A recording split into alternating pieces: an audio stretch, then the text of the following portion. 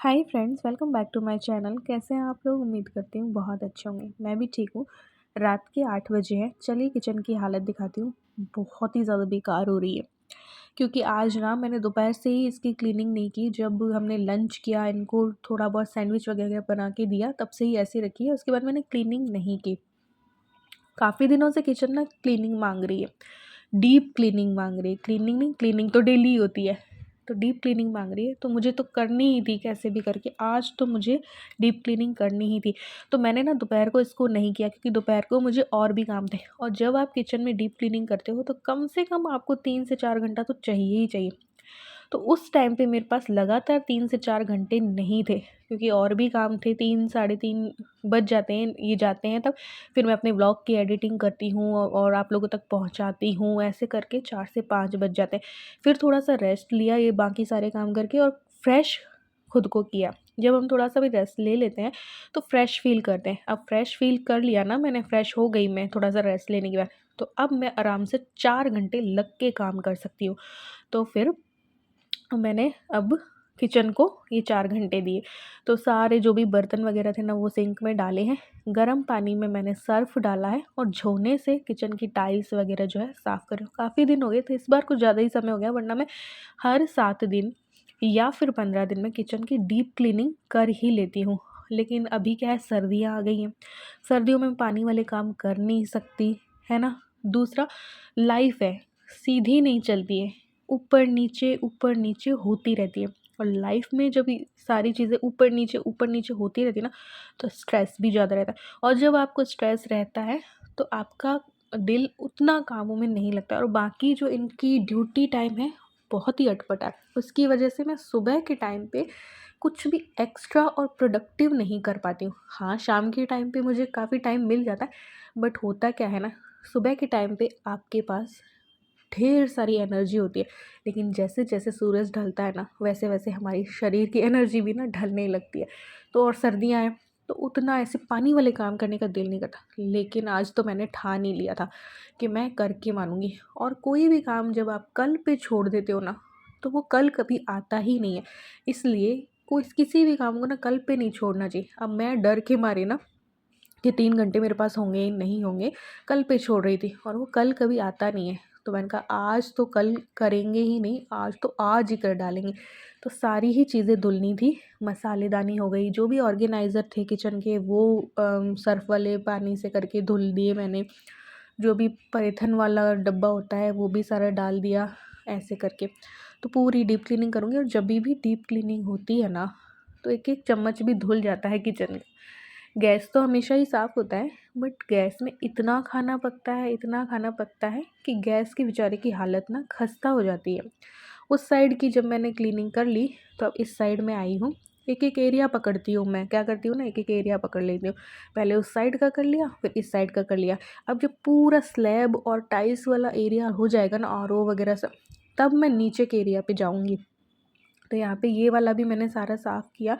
बीच में कई चीज़ें गिरती हैं, पड़ती हैं, बहुत सारी चीज़ें होती हैं, है ना? तो ये वाला ऑर्गेनाइज़र भी साफ़ किया। और जो भी स्पून स्टैंड्स वगैरह मैंने ले रखे हैं, वो सारे धुलते हैं, और उनके अंदर के जो स्पून वगैरह होते हैं वो भी धुल जाते हैं।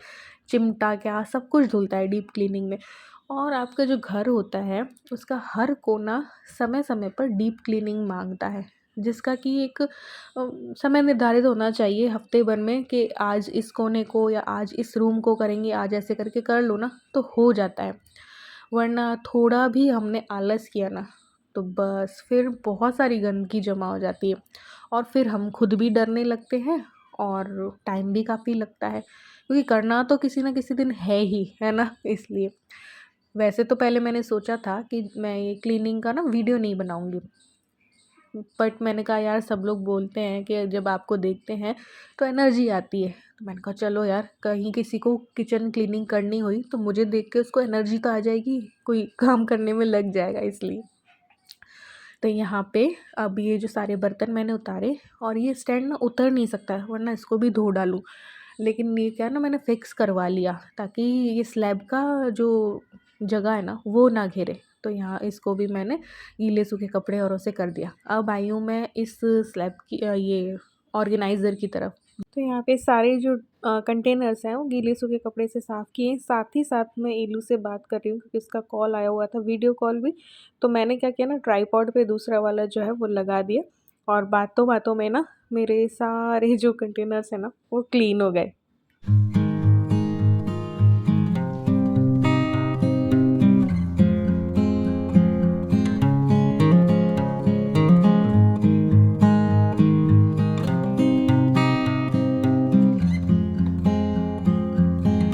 तो यहाँ पे आ गई मैं मिक्सी साफ़ करने। मिक्सी ना प्रॉपर साफ़ नहीं कर रही हूँ, इनकी ना बारी अलग लगेगी। जो भी मिक्सी है, माइक्रोवेव है और जो भी सैंडविच मेकर है, रोबो कुक भी मेरा ना मंदिर में रखा है, इन सबको ना एक दिन निकालूँगी और फिर जो है साफ़ करूँगी। तो अभी बस इनको गीले सूखे कपड़े से ना पोंछ दिया। ये भी ना डेली यूज़ आती है, डेली का ही काम होता है मिक्सी का भी। तो चूचू की रोटी भी चूरते हैं, प्यूरीज़ भी बनती हैं सब्जियों के लिए, कई कामों में आती है। तो ये भी ना सफ़ेद है, तो ये भी गंदी जल्दी होती है, तो इसको भी कर दिया। फिर ये सारे स्टील के डब्बे जो है वो क्लीन किए, जो भी डब्बे यहाँ पे रखे हैं ना वो सब कुछ क्लीन कर दिए मैंने। तब जाके ना बोझ सर का हल्का हुआ है।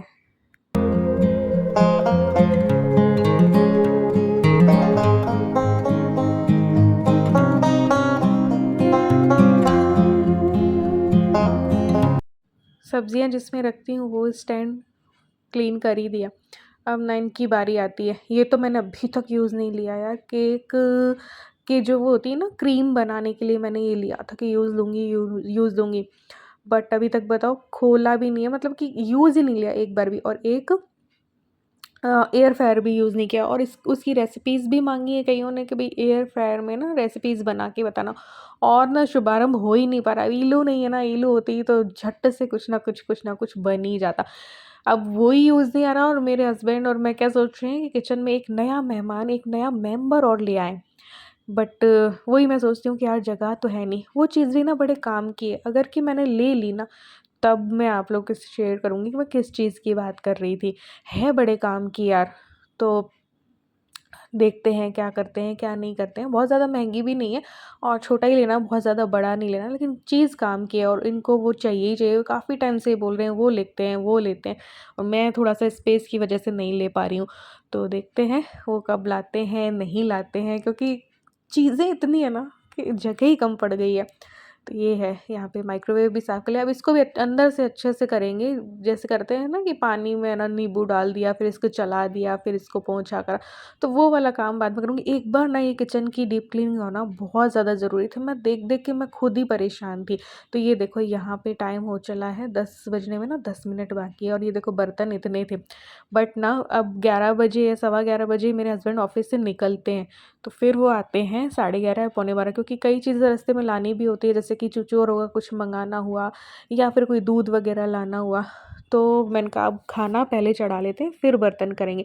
तो अब इतना थकने के बाद रोटी बनाने की तो मेरी हिम्मत नहीं थी। पहले तो मैंने सोचा था कि ये आएँगे ना तो आते वक़्त कुछ मँगा लूँगी, मतलब कि एक सब्ज़ी छौंक लेते हैं या तो रोटी मँगा लूँगी या फिर पूरी थाली मँगा लूँगी। ₹120 की तो आती है, उसमें हम दोनों का हो जाता है।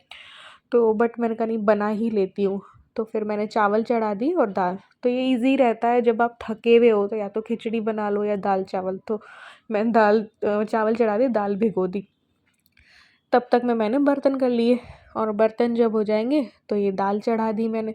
तो ऐसे करके कुल करीब 3 घंटे लग गए मुझे ये सारा खाना पकाने में और ये किचन की क्लीनिंग करने में। लेकिन हाँ, ये 3 घंटे ना मेरे दिल को इतना सुकून देके गए हैं ना कि किचन क्लीन हो गई भई। तो यहाँ पे मसालेदानी भी देखो काम में आने वाली चीज़ है, तो इसको धो तो दिया था फटाफट से, इसी टाइम पे मैंने पोंछ दिया, इसका पानी भी नहीं झड़ने दिया। मैंने कहा कपड़े से और पेपर नैपकिन से पोंछ लो ना तो बहुत अच्छे से सूख जाता है। फिर मसाले भरने थे क्योंकि दाल में भी तड़का-वड़का लगाना था, इसलिए फटाफट से इसको भी मैंने पोंछ करके इसको भी भरा। ये भी ना समय-समय पर साफ़ होनी चाहिए, वरना इसमें भी दिल दिमाग भारी हो जाता है। तो बस यहाँ पे इसको साफ़ करके इसको बस फटाफट से भर देते हैं और सच में ये अच्छी है। ये मैंने मीशो से ली थी, वरना ना ढक्कन ख़राब हो जाते हैं जल्दी। मेरे पास रखी है एक और इससे भी बड़ी है, बट वो स्टील वाले की ना ढक्कन ख़राब हो जाते हैं। ये थू ये अच्छी है यार, इसका कोई ढक्कन-वक्कन अभी तक ख़राब नहीं हुआ।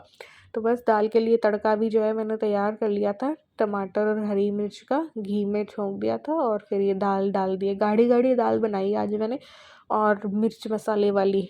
तो बस ऊपर से नींबू डाल देंगे, थोड़ा हरा धनिया जब खाएँगे ना तब डाल लेंगे। तो कीड़ी वाले चावल बनाए, वो थोड़ा-सा हल्का रहते हैं, तो इसलिए। बाकी दाल-चावल और इतना मुझे पसंद नहीं है, ना मुझे मैंने ना इल्लू को। हम लोग राजमा चावल, छोले चावल पसंद करने वालों में से हैं, और राजमा और छोले अभी मेरे भीगे हुए नहीं थे। तो यहाँ देखिए, अब मैं पूरी सफाई आपको दिखा देती हूँ। ये देखो कितनी क्लीन हो गई ना, और जब किचन या घर क्लीन रहता है ना, तो मन में एक अजीब-सी, अलग-सी ही शांति होती है। तो आज की वीडियो में बस इतना ही, मिलते हैं नेक्स्ट व्लॉग में। वीडियो पसंद आई हो तो लाइक और शेयर कर देना, चैनल पे न्यू हो तो सब्सक्राइब करके मेरी यूट्यूब फैमिली का हिस्सा ज़रूर से बन जाना। Bye bye.